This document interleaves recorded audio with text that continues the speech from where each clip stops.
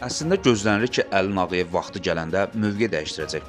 Çünki onun ambisiyası başqa qudurmuş, əndazədən çıxmış oliqarxlardan heç də fərqlənmir. Sadəcə, ailə bizneslərini daha da inkişaf etdirmək üçün hələ biraz daha kapital gücü toplayır. Keçən videomuzda Çexiyadan Nağıyevlər ailəsinə məxsus mülkləri və biznes şəbəkələrini ifşa etmişdik. Bu araşdırma videoda isə Nağıyevlərin Azərbaycandakı bizneslərini ortaya çıxarmışıq. İzləyicilərdən ilk öncə xahiş edirik videonu bəyənin ki, daha çox insan izləsin və Azad Söz kanalına abunə olun ki, sizdən gizlədilən bu kimi gerçəklərdən vaxtında xəbərdar olasınız. Bakının Nərimanov rayonunda yerləşən, üzərində Life Center yazılan 17 mərtəbəli bina Nağıyevin ailə üzvləri və onların şirkətlərinin qanuni ünvanı kimi xidmət göstərir. Nağıyevlərin Azərbaycandakı şirkətlərin ümumi meneceri kimi Orxan Nağıyev adında şəxs tanınır. DTX rəisinin oğlu İlqar Nağıyev 2008-ci ildə Bakıda Romb MMC-ni təsis edib. Erənder Qrup ALLC, Etalon NM, Bakı Aluminium Industry MMC və Lifestyle Spa and Wellness Salon bu şirkətlər Əli Nağıyevin ailəsinə məxsusdur. Yuxarıda qeyd edilən bina həmçinin 2015-ci ildə Azərbaycan Dövlət Miqrasiya Xidmətinin rəis müavini vəzifəsinə gəldikdə və dövlət vəzifəsi tutsa da qanuna zidd olaraq biznesinə son qoymayan Əli Nağıyevin qardaşı Vəli Nağıyevin də biznes maraqlarına xidmət edir. Onun da şirkətləri Türkiyədə, Çexiya və Azərbaycanda multimilyon dollar həcmində tikinti və istirahət sahələrinə ayrılan yatırımlara sahibdir.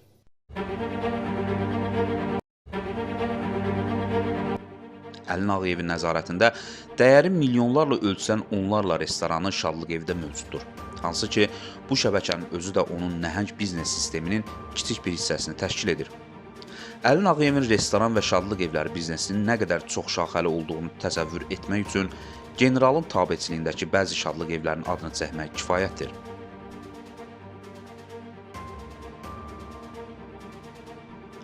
Əli Nağıyevə məxsus olan əsas şadlıq evlərindən biri Binəqədi rayonunun Biləcəri qəsəbəsində yerləşən Ağsaraydır. 600 nəfərdən çox tutumu olan bu şadlıq sarayı Nağıyevlər ailəsi üçün sözün həqiqi mənasında ağ ev rolunu oynayır. Ailənin bütün əsas tədbirləri bu şadlıq evində keçirilir. Kitab təqdimatından tutmuş, ad günləri, toy və nişanlara qədər bütün tədbirlər Ağsarayda reallaşır. Ağsaray, generalın böyük qardaşı Vəli Nağıyevin çox tez-tez ziyarət etdiyi məkanlardan biridir. Vəli Nağıyevin Ağsaraya bağlılığının isə bir neçə səbəbi mövcuddur. Ağsaray, şəhərin mərkəzindən kənarda yerləşdiyi üçün daha sakit bir yerdir. Gözdən könüldən uzaq olduğu üçün Vəli Nağıyev bu xəlvət yerə çox tez-tez səfər edir. Nağıyevin Ağsaraya olan məhəbbətinin daha bir səbəbi isə bu sarayın Nağıyevlərin var-dövlət gəlhacəlinin ilk nümunələrindən biri olması ilə bağlıdır. Bir neçə il bundan öncə şadlıq evinin bəzi kommunikasiya xətlərinin üstündə olması səbəbilə sökülməsi məsələsi gündəmə gəlmişdi. Ətrafda olan digər tikililər bu səbəbdən sökülsə də Əli Nağıyevin müdaxiləsindən sonra Ağsaraya dəyib dolaşan olmamışdı. Nağıyevlərə məxsus digər şadlıq evlərindən İnci və Nazlını da qeyd edə bilərik. Qaraqarayev metro stansiyasının yaxınlığında yerləşən İnci şadlıq evi də öz məşhurluğu ilə diqqət çəkir. Minimal qiymətlərin 100 manatdan başladığı şadlıq evində yalnız kübar ailələrin nümayəndələri tədbir keçirir.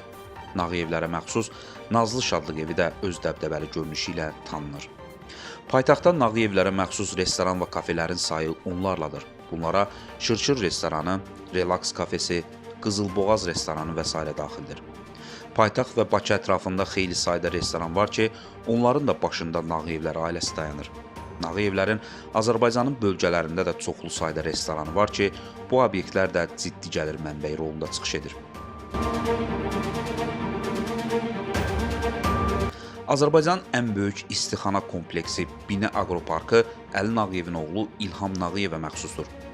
Təcrübəsi burasındadır ki, bu kompleksə sahib olmadan öncə DTX rəisinin oğlu Təhsil Nazirliyində işləyirdi və sadəcə məmur maaşı alırdı. Görəsən, 700-800 manat civarında maaş almaqla İlham Nağıyev hansı yolla 140 hektar əraziyə sahib Binə Aqroparkına sahib ola bilib və həmin şirkətdə 500-dən çox işçi çalışır.